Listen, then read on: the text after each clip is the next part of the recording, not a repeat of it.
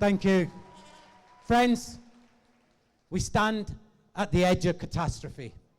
The very systems that sustain life are unraveling. Killer floods, droughts, famines, destroying lives and livelihoods. Half the world locked into poverty. Billions go hungry. This is not natural. It's not normal.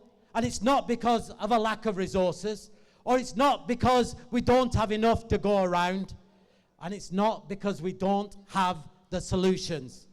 It's because of greed, because of a system that's put profit over people and planet, a system that allows billionaires to hoard obscene wealth whilst the world burns and the poor suffer. This is a crisis of justice, a crisis of inequality, a crisis born of colonial plunder, of an economic system that says black and brown lives, indigenous lives, working class lives are disposable.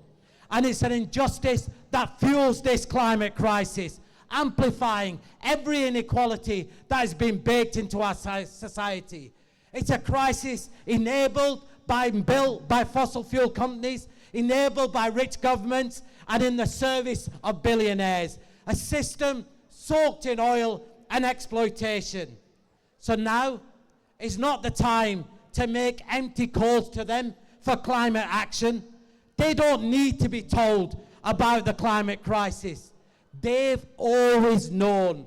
They were the first to know. They lied, they lobbied, and they carried on making billions while ordinary people paid the price with lives, lands, and their futures.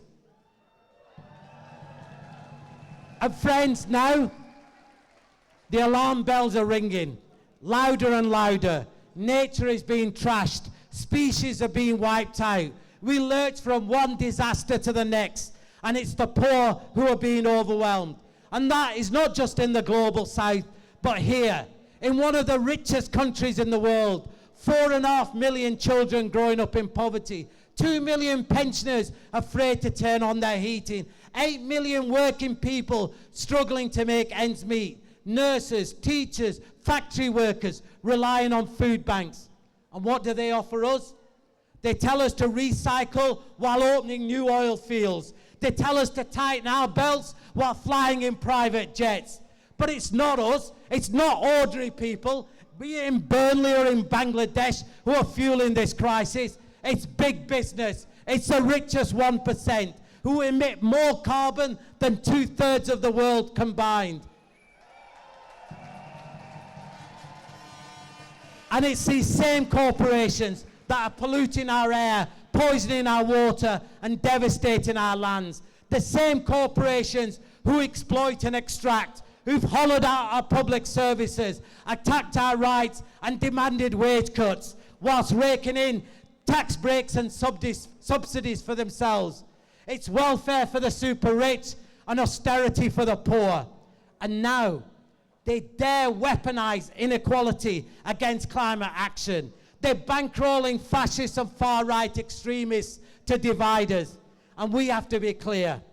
We need justice.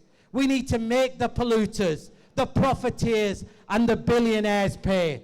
Because climate justice is economic justice. Racial justice is social justice. And the communities on the front lines, be it working class communities here or in the global south, are the same ones who have always been the ones that have been neglected. Decisions made for them, never by them. But let me tell you one thing. Those people, those communities, they're not victims. They're our hope. They're the ones who fought and won every right that we enjoy today. From decent pay to our NHS, from pensions to our green spaces, from our right to vote to our right to organise.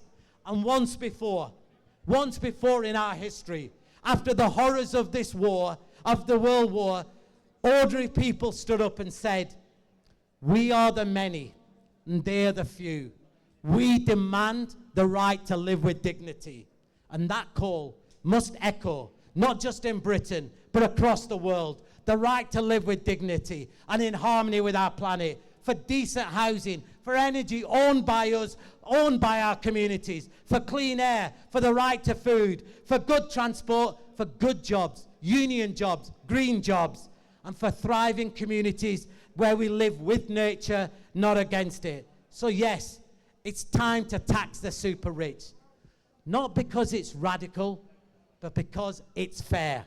Because every pound in a billionaire's offshore account is a school not built, is a hospital underfunded, is a wind turbine not constructed, is a life lost to killer heat and flood. We need wealth taxes. We need corporation taxes. We need to fix the rigged economy, the debt and trade, and we need to end this fear of fossil fuels and once and for all. This is a crisis we're not going to be able to buy our way out of. It is a fight.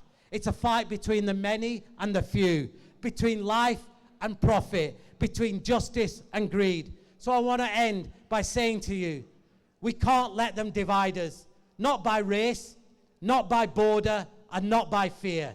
Our solidarity must be global. Our movement must be bold, and our message must be loud.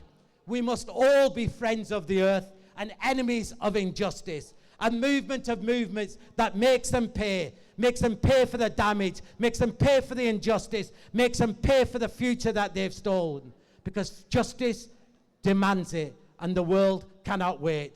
Solidarity. Thank you.